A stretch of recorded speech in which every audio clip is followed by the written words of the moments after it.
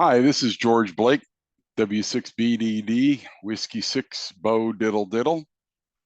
I'm sorry it has taken this long to get back on YouTube. I was meaning to be more consistent in my content. However, several personal issues have developed and my time and resources have been required elsewhere. I apologize ahead of time for following a script. I find it helps to stay on track and not wander in my thoughts. I'm going to call this video LIDS, LOTAs, POTAs, and other things. I'm one of your YouTube Elmers. I'm never going to claim to be the YouTube Elmer. That distinction goes to a friend, W6LG Jim Heath. Speaking of Jim, please say a prayer to your higher power for him. He and his family could use all the help they can get. I'm not going to go into his health issues here. You can look for him on YouTube and find out for yourselves. If you can donate to him, he has provided links to do so. I only recently got to know Jim personally. He is a great guy and very knowledgeable. He always does an outstanding job in presenting something and does it in language that is easy to understand. 2 years ago, I was on 40 meters listening to various operators when I came across a POTA activator in Florida. POTA, if you don't know, is Parks on the Air. He was definitely there and loud enough to be heard by others. There were two LIDS who were antagonizing him, calling him names, and keying up on top of him. For those who don't know what a LID is, please look it up. They are people who cause problems for no reasons other than thinking they are being cute. One of the things they called him was a HOTA, or Ho on the Air. This was in reference partially to him being a POTA. I thought for a moment, then I spoke out calling them LOTAs. They asked, "What's a LOTA?" I told them, "Losers on the air." So this is the term I have used since then. You tend to hear them a lot when you are on a legitimate net. They key up on top of you and the other operators. They get fancy with their burps, spinning sparkler noises, and so forth. Then they try to impress you with their code abilities. If you're in a dog pile, they get mad and key over you because they can't get through and you can. I was in a CQ back in May from England for the King's coronation, waiting my turn on 20 meters and making contact. As usual, I had to join in the dog pile to get my chance. One LOTA started calling out my call sign and calling me an a-hole.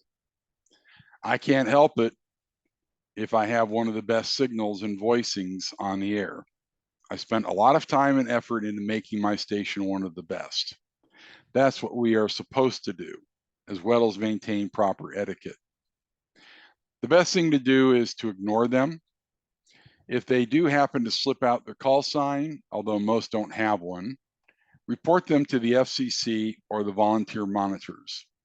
If you know precisely who they are and where they live, all the better.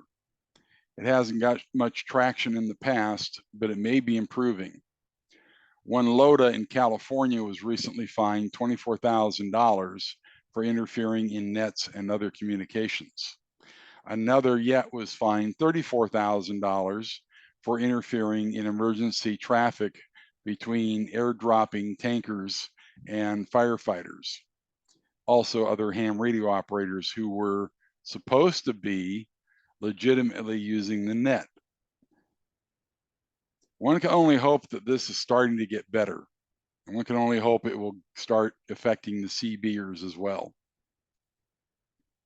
One thing that really bothers me, being not only a ham, but also an electrical engineer who was trained with morals and rules and responsibilities, are those running illegal stations, illegal power output, and also those who make the equipment. This is particularly pointed at the builders of illegal linears. Some of them are here on YouTube demonstrating their craft. I have nothing against someone making an honest buck or two, but when you are blatantly making equipment you know is being used illegally, I have a real disdain for you. You can easily tell who they are.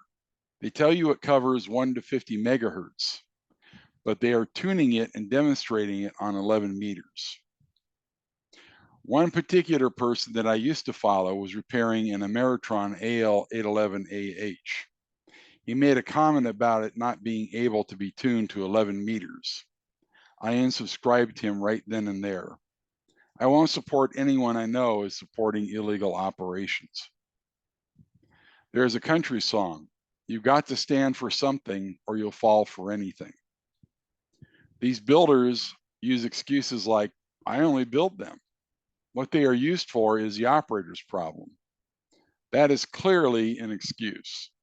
I know what they are being used for. The builder knows what they are used for.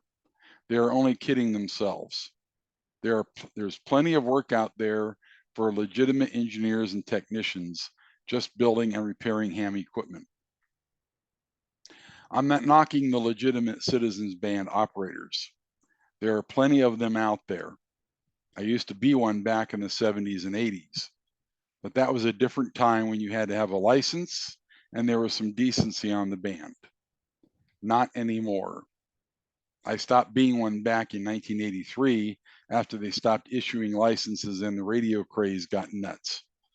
I am referring to the concrete brains out there. And it isn't just CB radio. As I said before, there are some bad apples on the ham bands as well as the GMRS bands. That's another peeve of mine, is some GMRS users. I call the hackers that use them gummers and grimmers after GMRS. Again, I have nothing against legitimate users. I have a GMRS license just because I might have to use it one day. I used FRS and GMRS radios when I worked for a major university. However, we used the FRS side, not the GMRS side.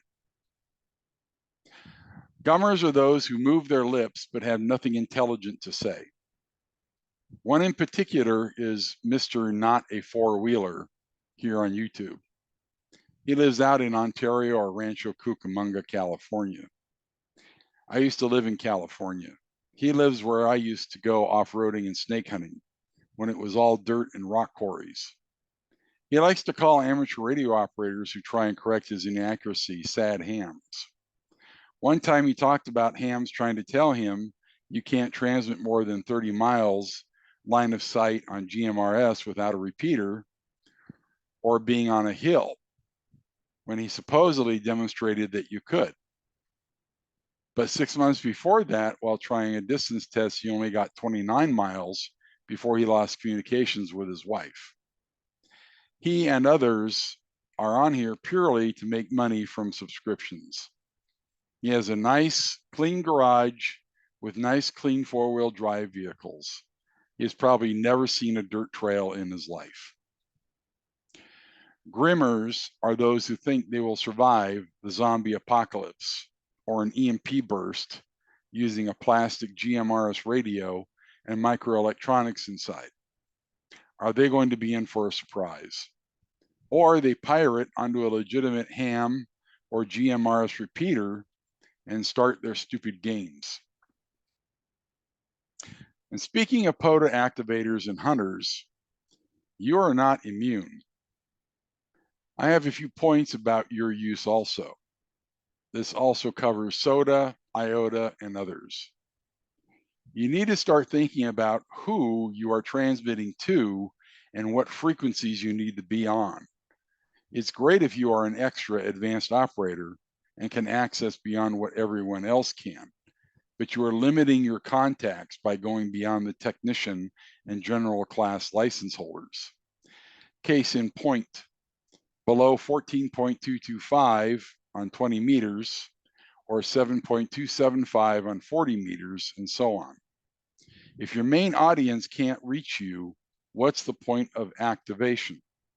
Stick to the tech and general parts of the band.